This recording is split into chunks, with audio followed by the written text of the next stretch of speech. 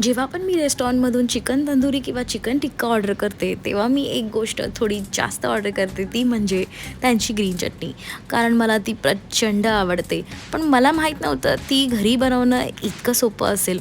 त्यासाठी तुम्हाला काय करायचं आहे, एका मिक्सी जारमध्ये कांदा, कोथिंबीर, पुदिना, आलं लसूण पेस्ट, मिरची, थोडंसं मीठ आणि थोडीशी साखर घ्यायची आहे. तिची चांगल्या प्रकारे घट्टसर अशी पेस्ट बनवून घ्यायची आहे. नंतर एका दुसऱ्या बाउलमध्ये तुम्हाला लागेल तेवढं दही घ्यायचं आहे आणि ते चांगलं क्रीमी होईपर्यंत फेटून घ्यायचं आहे, अगदी ह्या कन्सिस्टन्सीसारखं. त्यानंतर आपण आत्ता बनवलेली आपली ग्रीन चटणीची पेस्ट याच्यामध्ये टाकायची आहे आणि व्यवस्थित प्रमाणामध्ये ती चांगली मिक्स करून घ्यायची आहे, जेणेकरून त्याच्यामध्ये दह्याच्या गुठळ्या राहणार नाहीत. दोघांचं प्रमाण थोडं बघून आपल्याला इक्वली घ्यायचं आहे, कारण जास्त ग्रीनही होता कामा नये आणि व्हाईटही होता कामा नये.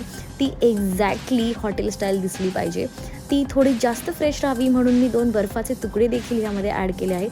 तुम्हालाही ही चटणीची रेसिपी आवडली का? मला कमेंट करून नक्की कळवा. बाय.